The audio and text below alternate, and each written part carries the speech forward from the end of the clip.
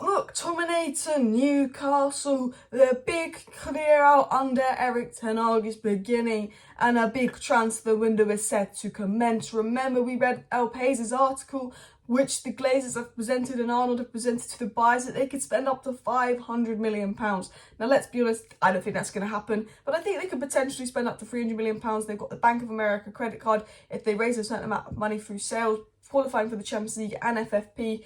It's been said that United can spend a lot of money this summer, and they presented that to Sir Jim. They presented that to Sheikh Jassim. So although the takeover hasn't been sorted, the potential next owners of United have been thinking about transfer strategy, which is where a lot of these rumours stem from. And Give Me Sport came out with a report today and said that Sheikh Jassim, the 90 Foundation, their team, have already approved 10 transfers to put on the shortlist to sign for United, reportedly, and that although they're waiting to hear from the Glazers and there's frustration because they want to get on with the transfer window and the potential new owners just want to get on with it, they are making their shortlist. So we're going to dive into Sheikh Jassim's reported 10-man transfer shortlist if he's the next owner of United, and 10 players that he's reportedly already approved. Interesting that Mason Mount is not on that list, and that's all we've been heavily linked to. But again, this is a report by Give Me Sport. Manchester United play Fulham tomorrow, and we will do a video later talking about that game, the lineup we should play, as well as more news that comes out. I will probably be live 7 PM, so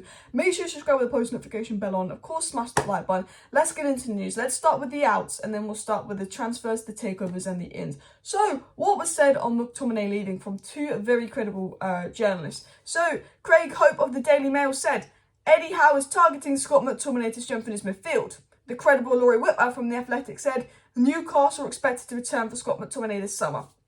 Looks like Newcastle very interested in Scott McTomminay this summer.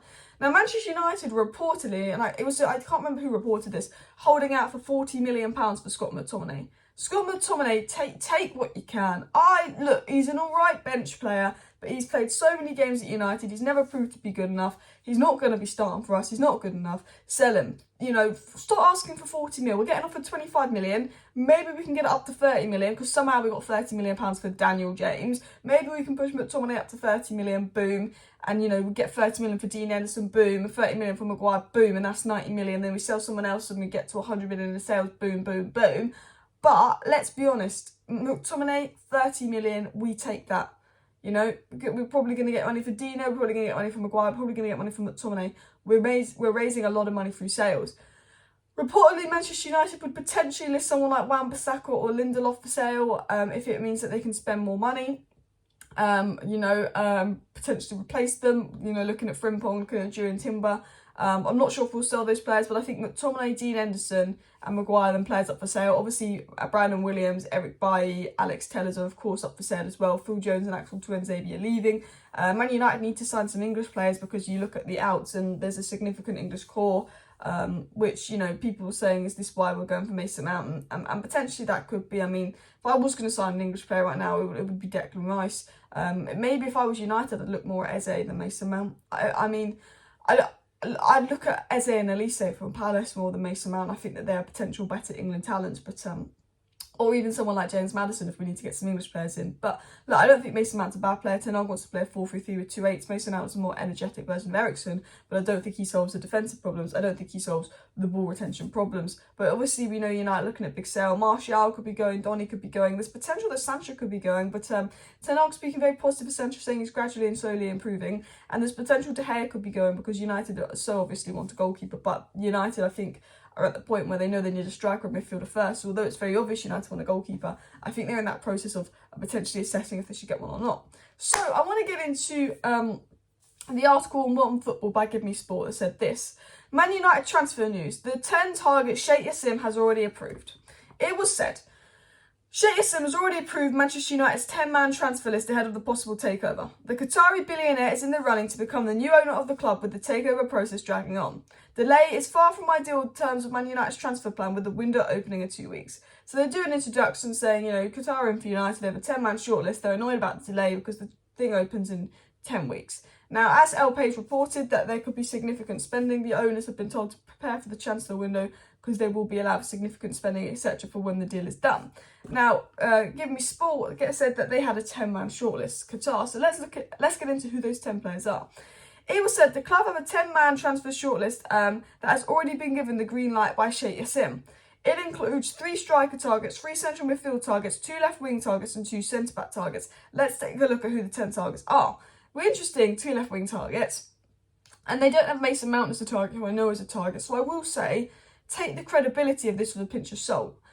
Take credibility of, you know, Sheikh Jassim's approved this 10-man shortlist with a pinch of salt, because there's names on there that I'm not sure about. And maybe I'm wrong. Look, these are journalists. They obviously got a source somewhere. Maybe I'm wrong. Maybe they're right.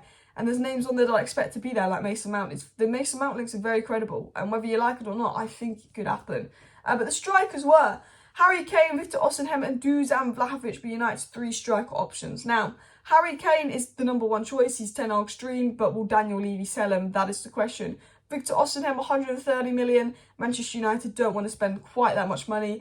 Dusan Vlahovic could be a choice, but with his drop-off lately, Manchester United see it as a risk. United have also looked at Højlund. They really like Højlund, but they don't think he's ready now. And obviously Gonzalo Ramos. Now, if I'm being honest, I see United, if they don't get Kane, going for Gonzalo Ramos. I really do. I know they've obviously put Osimhen and Vlahovic on here, but I think Gonzalo Ramos is seriously the one to keep an eye on if we can't get Kane. It was said that Manchester United have 3 central midfield targets: Adrien Rabiot, Frankie de Jong and Alexis McAllister. Now, I believe that these are all true, and I think Mason Mount is on there as well.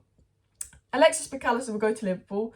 Rabiot we might sign on a free, and de Jong we could keep dreaming. But like, we're never going to give up on de Jong because he is 10 on stream signing. Whether you like it or not, I don't think we're going to get de Jong. I think he's staying at Barca.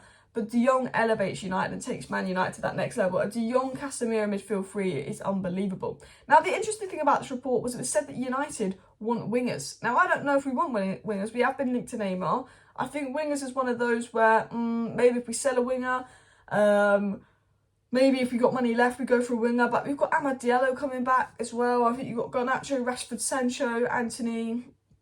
I mean, look, I do think we need improvement on the wings, but I think it's one of those areas that can wait. I think it's striker, midfield, centre-back, goalkeeper, then you go right back, then you go wing. Do you know what I mean? But it was said that United obviously looking at the Napoli winger that's had a very good season, and Kingsley Coman, which kind of surprised me, but they are players that we are linked with, and I feel like they're obvious links as well. But the interesting one was a centre-backs. Now, I thought the centre-backs that United are looking at were really Kim Min-jae and Jurriën Timber. They seem to be the 2 links. But reportedly, we've been linked to Barcelona star Araujo. Cough. Oh. And we have been rumoured and linked with him a bit. I'm not sure if Barcelona will sell him. It's reported that Barca do need to sell so they can spend. So potentially keep an eye on that. But it's very obvious, as they said, that United's main centre-back target is Kim Min-jae. And they are the 10 players and the 10 names that reportedly Sheikh Jassim and Qatar have approved and given the green light for. Now, I'm not saying that this means Qatar are going to be the next donors. I'm not saying that this report is completely true. But what this report and article that I'm reading out is saying is that although the ownership isn't sorted, Sheikh Jassim and Qatar have given the green light for these transfers in case they become owners. Okay? You know, I think we will get some clarity on ownership soon. There is rumour about a meeting on Monday, but I'm not sure if there's any credibility and truth in that. I do think we'll find something out in the next week. I think top 4 is sealed. I think there's nothing really to be waiting on now. I think the fact that they've been waiting so long and Sergio Ratcliffe's offer hasn't changed in over 4 weeks gives me confidence they may pick Qatar. But the fact that, you know, the Rain Group has fallen out with Qatar and that technically Sir Jim's offer is a higher valuation of United also makes me feel like they're going to pick Sergio Ratcliffe. The worst thing about this takeover is I really, guys, I don't know what way it's going to go. I'm very 50-50 because at the end of the day, I don't know what the Glazers are thinking. And it's so hard because I think with the takeover, we don't know what the Glazers want. As David Ornstein says, he gets told one thing one day, then another thing another day on takeover. One day they tell him it's the Glazers are staying. One day they tell him it's Jim Ratcliffe. One day they tell him it's Qatar. You know, the Glazers don't want what they want to do to be leaked. The fact that we're linked to a lot of transfers and we've got top 4, it could be negative news. It could be let's start the PR spin. But you know, a lot of people said that these transfer rumours have actually come out because the Glazers, Richard Arnold, have presented to the Jim Ratcliffe and Sheikh Jassim that they can spend a lot of money, and that's reportedly where the transfer links are coming from at the moment. Nothing is done, nothing is agreed. I think once something is kind of done and agreed and people know things, you'll see how the stock price differentiates. But I think that it's very much the transfer rumours. There's a lot of truth in it because I think Jim Ratcliffe and Sheikh Jassim are thinking about what they're going to do because they've not got long to act. As soon as they come in, they've got to get stuff done as well. But anyway, people, thank you for watching today's video. Please do hit that like button. Of course, subscribe down below if you're new. Share the video. Let me know your thoughts on this. I know it's takeover stuff. I know the takeover's boring, but I just can't wait to get into the transfer news. I'm excited. Hopefully, this is a good, exciting transfer window. And 10 I can build on this project. FA Cup final, Fulham game to go. Smash a like, smash the subscribe. See you next time.